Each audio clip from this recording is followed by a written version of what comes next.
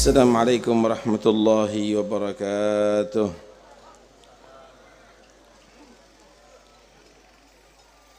Bismillah walhamdulillah.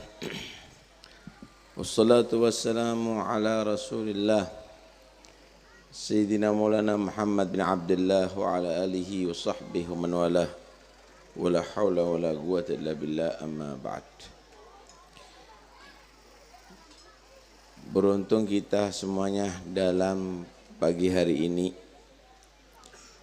menghadiri haul seorang imam wali besar kebanggaan umat Nabi Muhammad, Sayyidina Syekh Abu Bakar bin Salim, yang tadi sudah diterangkan sekelumit daripada sejarah dan keutamaan, samudra keutamaan beliau, dan itu tidaklah diterima karena gratis, tapi itu adalah melalui usaha yang sangat besar. Saudara al-khair, kebaikan itu berat di awalnya, tapi menjadi keberuntungan ada di akhirnya. Melakukan kebaikan dan menjadi orang baik di atas dunia ini ibarat mendaki tebing yang menjulang. Sulit dan sulit. Semakin tinggi semakin sulit.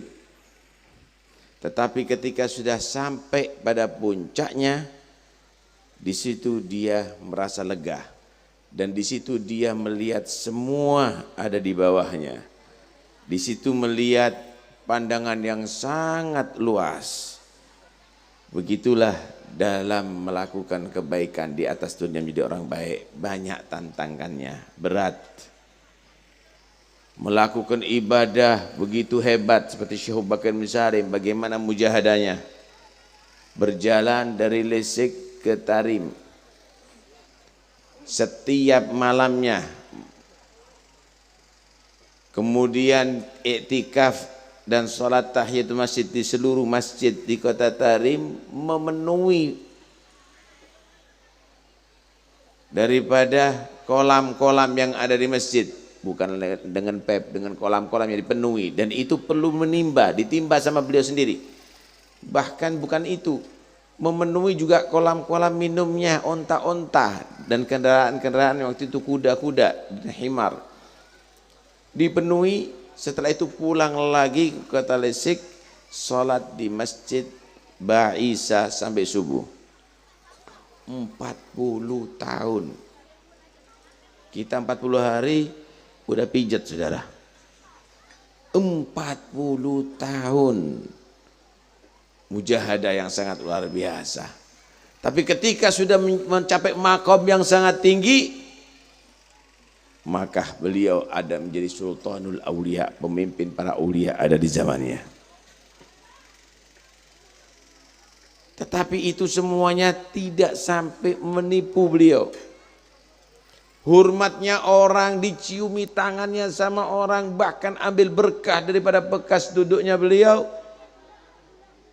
Tidak menjadikan dia menjadi orang yang bangga dan lupa diri. Dia sambil menangis menyatakan, in huwa abdun an'amna alaih. Ini adalah hanya seorang hamba yang kasih nikmat sama Allah. Ini bukan apa-apa. Ini hamba biasa, hamba hina yang diberi nikmat oleh Allah Subhanahu wa ta'ala. Itulah orang hebat. Udah banyak ibadah, udah makamnya tinggi, masih takut kepada Allah, masih menilai dirinya sebanyak kekurangan. Alladzina yu'tuna ma atau wa qulubuhum wajilah. Orang yang banyak ibadahnya tapi hati masih takut kepada Allah Subhanahu wa taala. Tadi bagaimana ceritakan Habib Umar Al-Bar. Begitu banyak ibadahnya, takut su'ul khotimah. Nih yang banyak maksiatnya, merasa dirinya pasti husnul khotimah. Siapa yang nanggung? Siapa yang jamin? tetesan air mata sulit keluar daripada mata kita, karena memang hati kita adalah lebih keras daripada baja, lebih keras daripada batu. Hadirin sekalian rahmati Allah Subhanahu wa taala. Untuk meniti jalan sampai kepada Allah, manusia harus menjadi salik.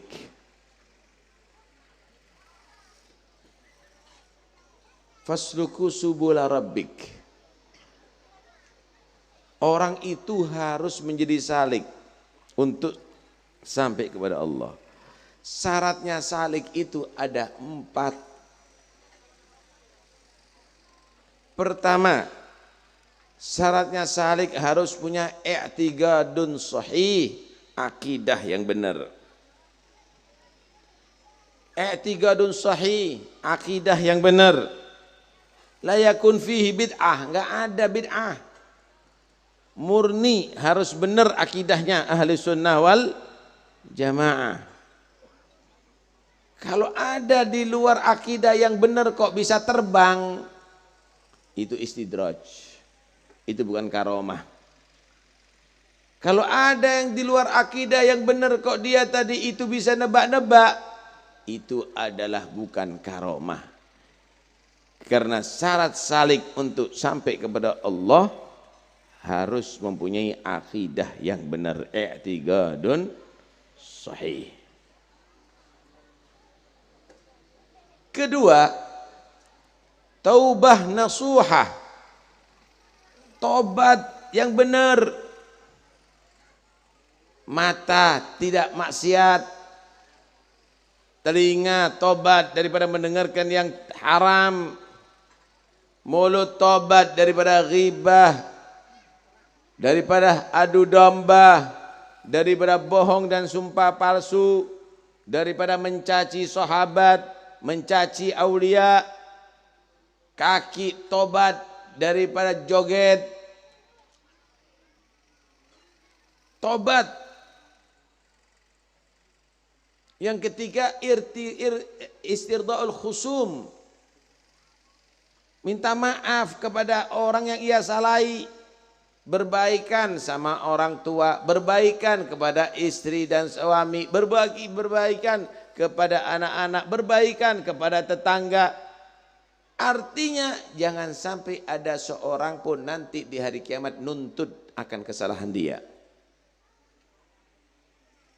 Kemudian al-ilm bil wajibat, mengetahui tentang kewajiban-kewajiban agama. Ini orang yang disebut salik. Kalau bahasa sekarang anggota thariqah, untuk bisa sampai kepada Allah. Ini belum bisa wudhu suruh baca wirid, udah dibaiat. Enggak bisa dibenarkan dulu ilmu agamanya, akidahnya dibenarkan dulu, rentenir langsung dibaiat. Suruh ngembalikan dulu itu orang-orang yang zalimi. Tobat daripada perbuatan dosa, akidah yang benar, baru orang itu salik, dikatakan salik. Setelah menjadi salik, perlu murabbi, perlu mursyid. Saudara, bukan orang yang alim semuanya itu bisa menjadi murabbi atau mursyid. Murabbi, ini kelasnya Syekh Abu Bakar bin Salim, ini murabbi. Murabbi itu begini, saudara. Bukan hanya sekadar menjadi penanam tanaman, tetapi dia juga harus merawat tanaman. Merawat apa? Dari rumput liar. Merawat apa? Daripada hama. Merawat, mengairi, memupui, sampai mengeluarkan hasil, mengeluarkan buah itu tanaman. Seorang murabbi kepada salik juga begitu. Bukan hanya sekedar mengajar ilmu agama.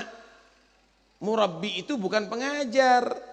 Dia merawat bagaimana akhlaknya, bagaimana perbuatannya, dirawat sampai menjadi orang yang wasil ilallah, sampai kepada Allah Subhanahu wa taala. Itu murabbi.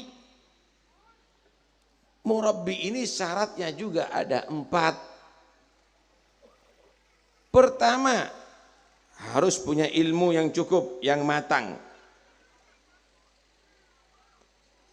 Punya ilmu yang matang. Kedua, muhsinan liriyadati nafsih. Orang disebut murabbi itu bisa mentaklukkan hawa nafsunya. Mentaklukkan hawa nafsunya.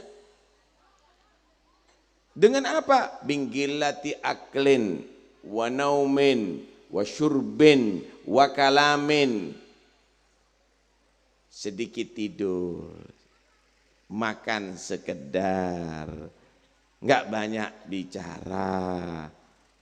Terus kathrati sholatin, kathrati saumin, kathrati dzikrin, wa qiraati Qur'anin, wa fikrin.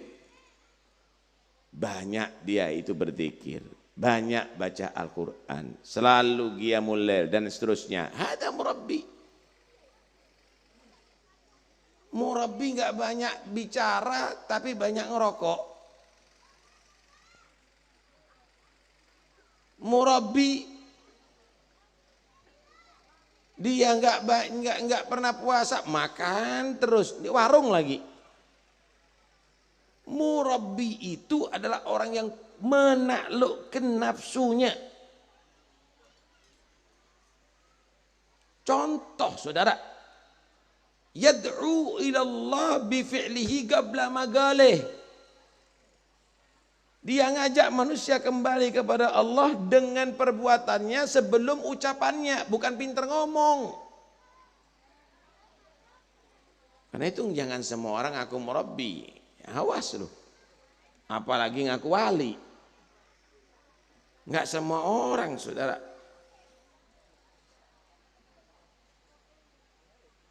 Yang berikutnya, murabbi itu adalah punya sanad. Ngambil sanad min syaikhin basirin wa min syaikhin basirin ilal basyirin nadir. Dia tadi itu gurunya wali, dari guru wali sampai nabi. Bukan asal pernah belajar. Gurunya juga dilihat, ini syaikhin basirin atau sama seperti dia.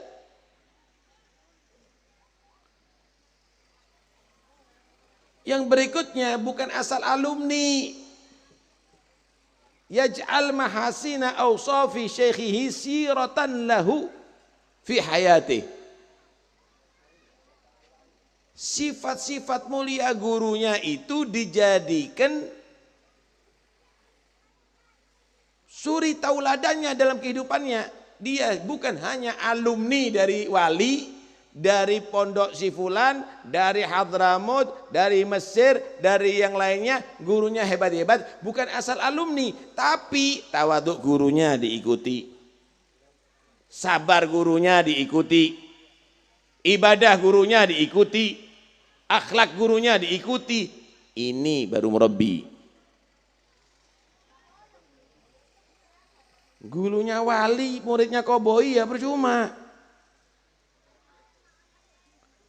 Lah kalau sudah salik ketemu murabbi, maka disitulah akan menjadi murid-murid unggul, saudara.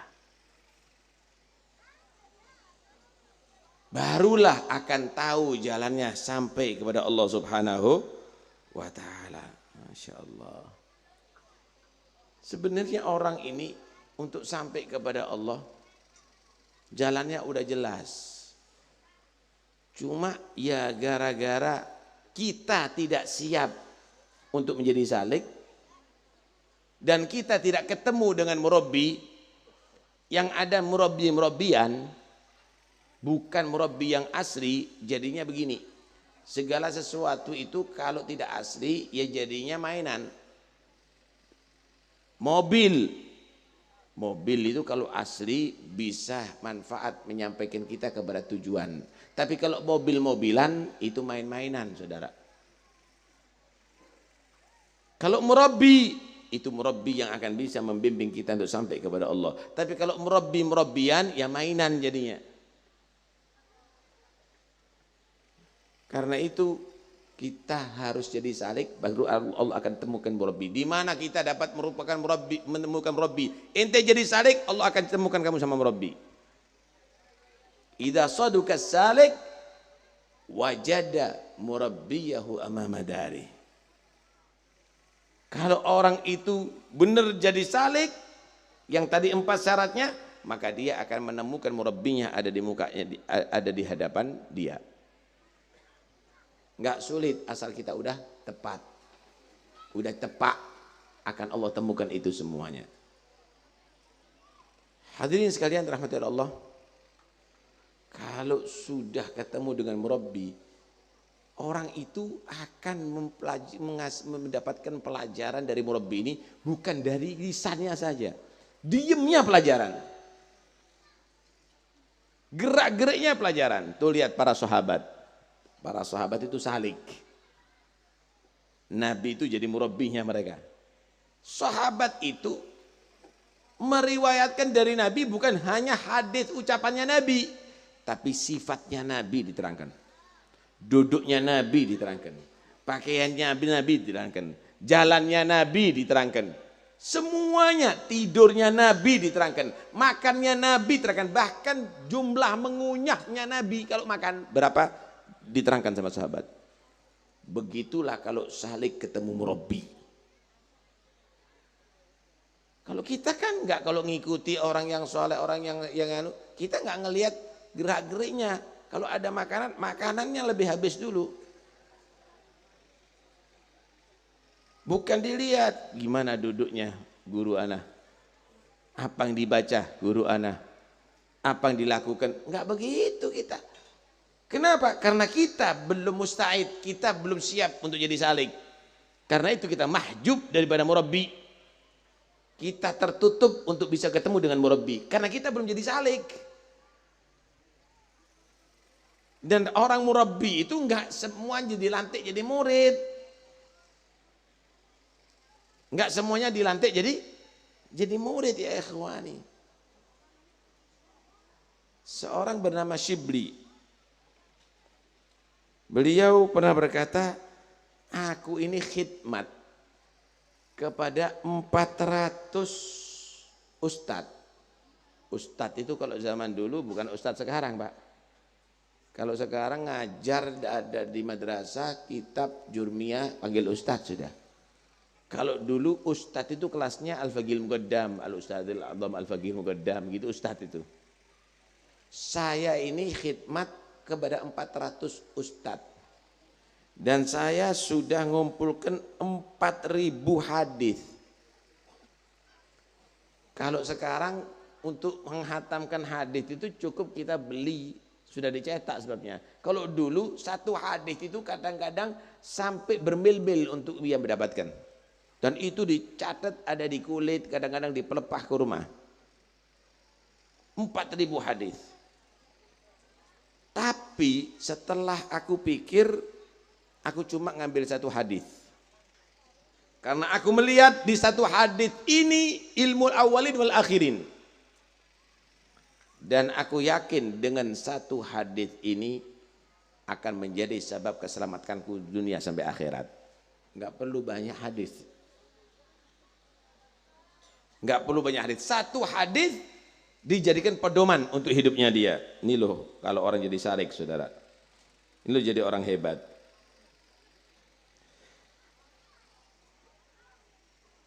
Hadisnya ada 4 poin di situ. Poin pertama begini. I'mal lidunyaka bigodri mugamika fiha. Berbuatlah kamu untuk dunia kamu seukuran hidupnya kamu di atas dunia. Saya ulangi. Berbuatlah, bekerjalah untuk dunia kamu seukuran hidupnya kamu di atas dunia. Kamu perlu apa dunia? Saya perlu rumah sederhana. Umur kamu anggap berapa? 80 tahun. Perlu berapa dana? Sekian. Kalau tercukupi, berhenti. Loh inti jumlahnya udah ratusan miliar, kerja terus. Tanahnya udah puluhan hektar, beli lagi terus. Untuk apa? Bekerjalah untuk dunia kamu seukuran keperluan kamu hidup di atas dunia. Emangnya kamu luas, kalau tanahnya di atas dunia ini luas, kalau mati kuburannya luas. Ente bawa rekeningnya ente, harta dalam kuburan kamu. Ambil keperluan kamu untuk kehidupan kamu di atas dunia. Karena itu Nabi SAW menyatakan gini, menggambarkan gini. Ad-dunya daru man la darolah. Wa malu man la malalah. Wa yajma'uha man la aglalah. Dunia ini tempat orang yang enggak punya tempat. Kalau bahasa sekarang tempat penampungan. Kamu yakin itu rumah kamu? Akan dibuktikan oleh Allah. Kalau kamu mati, sertifikatnya ganti nama itu. Rumah orang lain itu. Kamu yakin itu mobilnya kamu? Kalau kamu mati, BPKB-nya akan ganti nama itu. Tempat orang yang nggak punya tempat, harta orang yang nggak punya harta.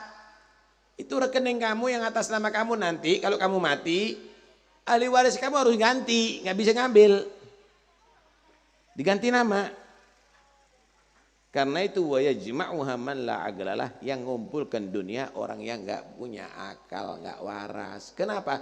Dia ngumpulkan harta orang lain, dia yang sibuk ngumpulkan, orang lain yang menguasai. Bahkan kadang-kadang musuhnya dia. Maksudnya, dengarkan baik-baik. Ada orang bersaing dalam politik. Kaya raya, punya istri cantik, mati. Rumahnya ia yang bangun. Kendaraannya dia yang beli, tanahnya, sawahnya, kebunnya dia yang beli, dia yang merawat. Nggak taunya istrinya dikawin sama lawan politiknya. Yang menikmati istrinya di rumahnya dia, hartanya dia, yang naik kendaraannya dia, lawan politiknya. Dulunya bersaing nih, pegel-pegelan. Karena itu dunia ini adalah bukan milik kamu sejatinya, tapi semu. Kalau bahasa sekarang, hak pakai, bukan hak milik dunia ini. Kalau kamu mati, milik orang lain. Kambing itu saudara, kambing itu punya kepala, punya kaki, punya daging, punya jantung, punya hati. Tapi sebenarnya pada hakikatnya kambing itu adalah milik pemilik kambing. Satu saat akan dibuktikan, dipotong itu kambing, disate itu daging kambing, dipisah-pisah itu kakinya apa? Kambing. Kenapa? Kambing itu yang ia miliki adalah milik dari pemilik kambing. Kita juga gitu. Kita punya anak, kita punya rumah, kita punya kebun, kita punya harta. Satu saat Allah akan buktikan bahwa kamu tidak punya apa-apa. Itu milik Allah. Terbukti sudah pindah kepada orang lain. Poin yang kedua, i'mal li akhiratika bigadri baqaika fiha. Berbuatlah untuk akhirat kamu seukuran kekalnya kamu ada di akhirat. Seukuran kekalnya kamu ada di akhirat. Inti ini berangkat ke akhirat selama-lamanya. Dikubur berapa tahun? Nanti ada di mahsyar berapa tahun? Pertanyaannya, cukupkah sangu kamu, bekal kamu untuk itu semuanya? Orang yang haji itu saudara, itu nabung duitnya. Untuk 40 hari ada di sana. Itu bertahun-tahun nabungnya. Kenapa? Takut kekurangan bekal ada di sana. Terlantar ada negeri orang. Susah ada negeri orang. Inti bentar lagi masuk kuburan berapa ratus tahun. Inti sudah nabung amal kamu. Enggak khawatir terlantar di kuburan, susah di kuburan, kekurangan bekal nanti ada di mahsyar. Berbuatlah untuk akhirat kamu seukuran kekalnya kamu ada di akhirat. Yang ketiga, i'mal lillah biqadri hajatika ilaih. Berbuatlah untuk Allah seukuran hajatnya kamu, perlunya kamu kepada Allah. Kapan kamu tidak perlu Allah? Kamu hidup di atas bumi siapa? Di naungan langit siapa? Diterangi matahari dan bulan siapa? Yang kamu hirup udara siapa? Yang kamu makan rizkinya siapa? Yang kamu minum airnya siapa? Siapa menggerakkan jantung kamu? Siapa mengalirkan darah kamu? Siapa menciptakan mata kamu, telinga kamu? Satu helai rambut pun ada di tubuh kamu. Itu karena pemberian Tuhan kamu. Berbuatlah untuk Allah seukuran perlunya kamu kepada Allah. Saya mau tanya, kalau jantung kamu diperlambat gerakannya oleh Allah, kamu ngos-ngosan nggak bisa hidup, nggak bisa jalan. Kalau dipercepat, kamu juga ngos-ngosan, nggak bisa jalan. Kemudian kamu malas untuk beramal untuk Tuhan kamu pada setiap saatnya. Kamu berharap daripada Tuhan kamu, dari Allah Subhanahu Wa Taala. Berbuatlah untuk Allah seukuran hajat kamu kepada Allah. Terakhir, i'mal linarika biqadri guwatika fiha. Berbuatlah untuk neraka kamu menurut ukuran kamu biqadri sabrika fiha, menurut kekuatan kamu untuk menerima siksa neraka. Di yang rokok dicoba, disedot rokoknya, kemudian setelah disedot masukkan ke mata. Satu titik api aja nggak kuat kita. Masukkan ke dalam telinga, kita nggak akan kuat.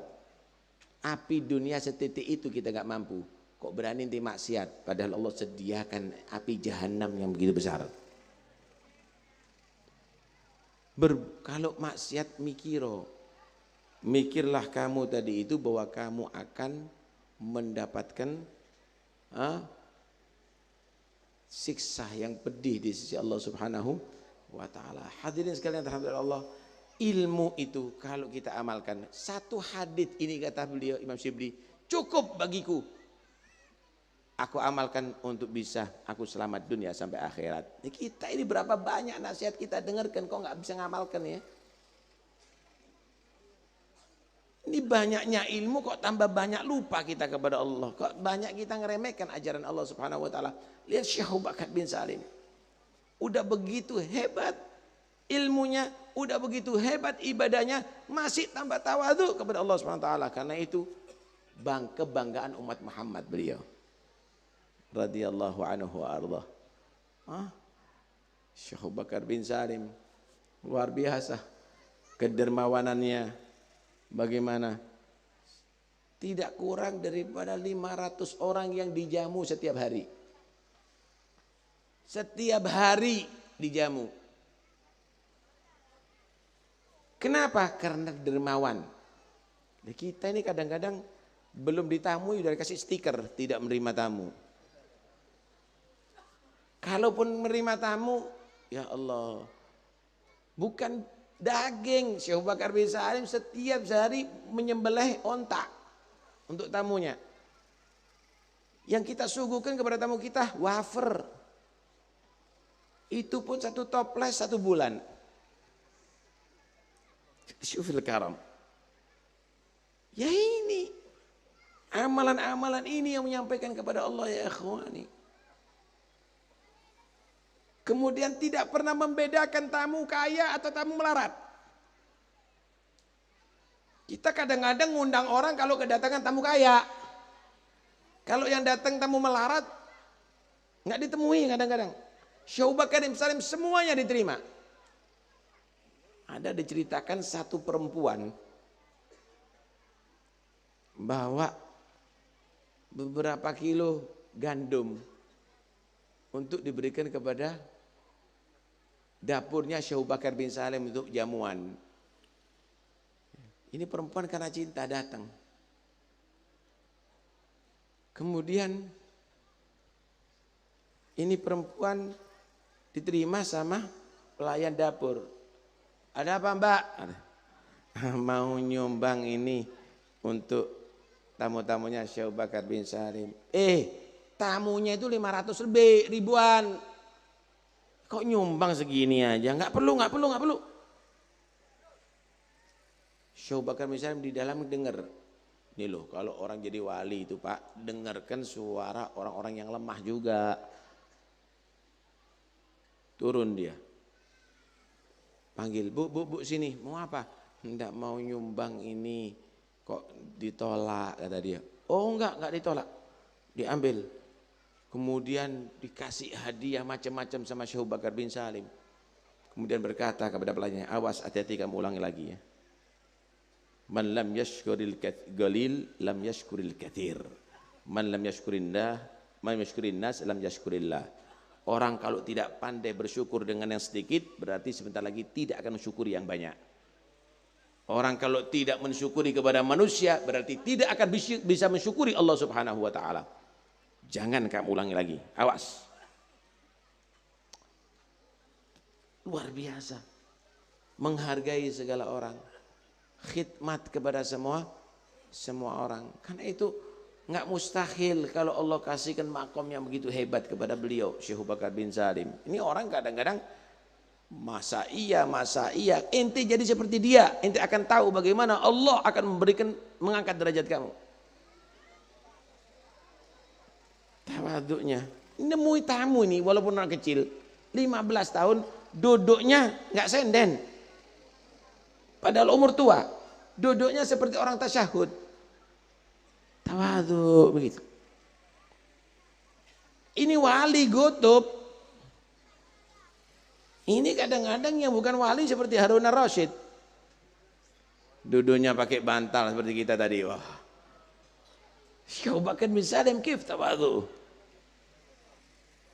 Tidak merasa dirinya ada kelebihan. Tidak pernah merasa dirinya ada kelebihan. Masya Allah. Mudah-mudahan dapat barakah beliau. Mudah-mudahan dikumpulkan bersama beliau nantinya ya Rabbal Alamin. Kemudian selalu berseri-seri, nggak pernah tampak marah. Nggak pernah tampak marah. Wali itu begitu Pak. Diganggu, orang ganggu dimaafkan. Orang yang ganggu dimaafkan. Tidak pernah menyakiti orang wali itu. Sekalipun dia disakiti hati sama orang. Masih teringat kisahnya Al-Habib Abdul Qadir bin Ahmad, Jeddah. Baru meninggal Habib Abdul Qadir berapa puluh tahun yang lalu. Satu saat Habib Abdul Qadir dari undangan Pak, dari undangan nih. Kemudian masuk mobil. Tangan masih ada di mobil tadi itu. Ini orang yang khidmat sama dia saking semangatnya ditutup pintunya. Brak. Tangannya Habibul Qadir masih ada di situ. Kecepit nih. Tapi Habibul Qadir masih omong sama senyum gitu. Orang nggak tahu kalau tangannya kecepit. Kemudian ayo berangkat kata Habibul Qadir. Berangkat sampai belokan, berhenti. Coba buka pintunya, dibuka. Kelucuran darah. Kata orang ini, ya Syekh Bakar, ya Habib Abdul Qadir, kenapa Anda nggak ngomong dari pertama? Anda kesakitan seperti begini. Kata Habib Abdul Qadir, kalau saya ngomong dari pertama, tanganku ini kecepit, pasti orang itu akan dicaci banyak orang. Pasti orang tadi itu yang niatnya hormat kepada saya, pasti akan dimarahi dan dicaci sama orang. Biarlah satu yang sakit, tapi yang lainnya tidak merasa sakit. Kif ya nih. Begitu aulia Allah. Ini ya Allah, kadang-kadang dicaci satu kali doanya seumur hidup kadang-kadang. Mudah-mudahan anak cucunya tidak bahagia. Mudah-mudahan mal'un 7 turunan. Akhlak nabawiyah ya ikhwani. Karena itu mudah-mudahan kita dapat meniru akhlak beliau. Syekh Abu Bakar bin Salim dan aulia-aulia yang lainnya. Mudah-mudahan anak cucu beliau jadikan anak cucu yang salihin sebagaimana datuk-datuk mereka yang salihin. Dan mudah-mudahan insyaallah Syekh Abu Bakar bin Salim akan bisa memberikan syafaat kepada kita. Wa muhibbuna tahta liwana, orang yang cinta kepada aulia akan di dalam panji, di bawah panji dan bendera para aulia Allah Subhanahu wa taala. Mudah-mudahan insyaallah yang berdosa di antara kita berkat Syekh Abu Bakar bin Salim jadikan orang yang bertobat, yang jauh jadikan orang yang dekat. Mudah-mudahan insyaallah yang baik di antara kita yang malas menjadi giat, dan mudah-mudahan berkat Syekh Abu Bakar bin Salim sekalipun amal kita serba kekurangan Allah sempurnakan insyaallah. Allah kumpulkan kita dalam kelompok beliau nanti di hari kiamat dan masuk surga dan bersama beliau, bersama datuk beliau Sayyidina Muhammad sallallahu alaihi wasallam. Amin ya rabbal alamin. Allahumma aslihna wa aslih ummat Muhammad. Allahumma hdina wa hdi ummat Muhammad. Allahumma arhamna warham ummat Muhammad. Allahumma alif baina qulubahum. Allahumma arzuqna at-tahab bainahum. Allahumma arzuqna at-tabbal alamin. Allahumma afina wa'fu 'anna وارحمنا ولا تعذبنا اللهم انصرنا والمسلمين وعافنا والمسلمين واكفنا وإياهم شر مصائب الدنيا والدين وارزقنا وإياهم كمال الإخلاص واليقين برحمتك يا أرحم الراحمين يا أرحم الراحمين وصلى الله على سيدنا محمد وآله وصحبه وسلم الحمد لله رب العالمين. السلام عليكم ورحمة الله وبركاته.